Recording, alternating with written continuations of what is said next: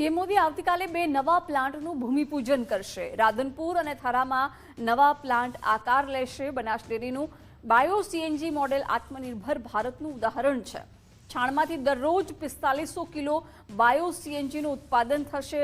લાખો વાહનોને અત્યાર સુધી સસ્તું અને સ્વચ્છ ઈંધણ મળ્યું છે।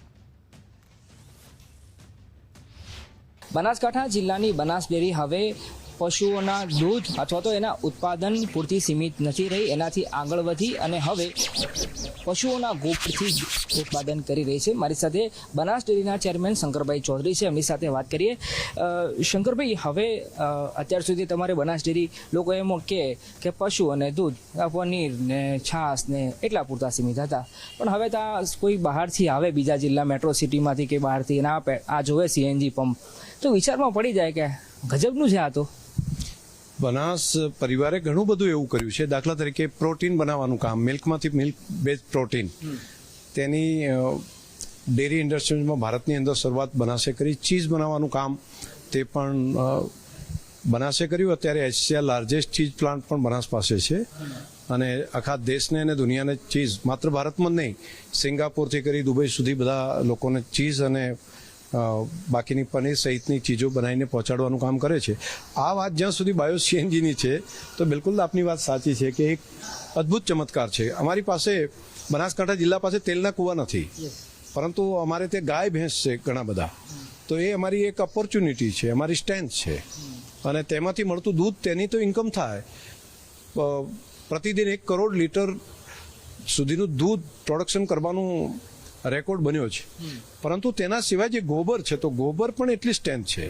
તો સસ્ટેનેબિલિટી માટે આ ગોબરમાંથી ખાતર પણ બનાવી શકાય, ગોબરમાંથી ગેસ બનાવીને બાયો સીએનજી તરીકે પણ એને ગાડીઓ ચાલી શકે અને એ કામ કરી શકાય ને એ કાર્યરત કર્યું। આજે 3 પ્લાન્ટ કાર્યરત થઈ ગયા છે, આ કમ્પ્રેસ બાયો સીએનજી પ્લાન્ટ। અહીંયા જે આ કેમ્પસ જોઈ રહ્યા છે એવા બીજા 2 કાર્યરત થઈ ગયા, બીજો પણ 1 જુલાઈની અંદર કાર્યરત કરશું ધાનેરામાં, અને આવતીકાલે આદરણીય પ્રધાનમંત્રીજીના કરકમલોથી બીજા નવા 2 બાયો સીએનજી કમ્પ્રેસ ગેસ, તેનું પણ ખાતમુહૂર્ત કરવાનું પ્લાનિંગ અમે કર્યું છે। તમે ઉલ્લેખ કર્યો કે આપણી પાસે અન્ય દેશોની જેમ કોઈ કૂવા નથી, એવા ઈંધણ આપણે મેળવી શકીએ, પણ તમારી પાસે તો એનાથી વિશેષ છે, દૂધ, ગાય, પશુઓ છે। હા, એ તો આપણે ત્યાંથી અમે પશુધન કહ્યું છે ને ગૌધન આ શબ્દ વાપર્યો છે। તો એ ગૌધન એટલે માત્ર ગાયનું દૂધ અને ઘી તેવું નથી, તેની તમામ વસ્તુ છે એ બહુ મોટી મૂલ્યવાન છે। તેનો જે ઉપયોગ જેટલો કરીએ આપણે તેટલું જ વધારે દરેક બાબતમાં સસ્ટેનેબિલિટી માટે, આ ખૂબ આત્મનિર્ભરતા માટે ગાય તો રિયલમાં ગોધન છે। તેની અંદર 1 કરોડો પ્રકારના બેક્ટેરિયા છે જે માટીને જીવંત રાખે છે। જે અત્યાર સુધીમાં ફર્ટિલાઇઝર, જંતુનાશક દવાઓ એ નાખીને માટીની જે સેહતને બગાડી છે, તેના બદલે એ માટીને પુનઃજીવિત કરવાનું કામ, એ આમાંથી રહેલું છાણ જે ગેસ નીકળી જાય એ પછી જે બચે છે ખાતર, એના દ્વારા થઈ શકે। અમે ડીએપી અને યુરિયાનો ઓપ્શન પણ કર્યો છે।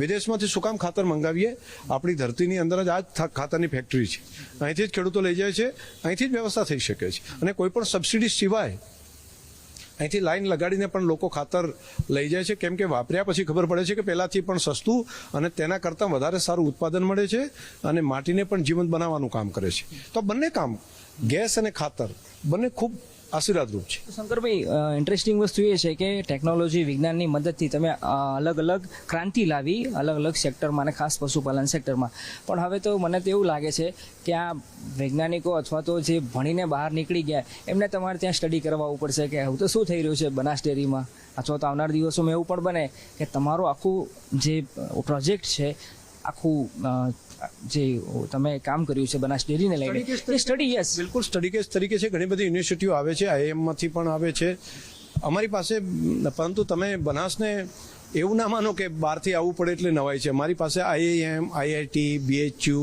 ઇરમા, આ બધી ઇન્સ્ટિટ્યૂટના સ્ટુડન્ટ અહીંયા પ્લેસમેન્ટ લઈને અહીંયા સર્વિસ માટે પણ આવે છે અને જે પહેલાં વ્હાઇટ કોલર જોબની જે કલ્પના કરતા હતો, ત્યારે આઈએમમાંથી આવેલા દીકરા દીકરીઓ એ પણ ગામડા સુધી પહોંચીને આ કામને ઉપાડી રહ્યા છે, સમજી રહ્યા છે અને એને આગળ વધારવાનું કામ પણ કરી રહ્યા છે।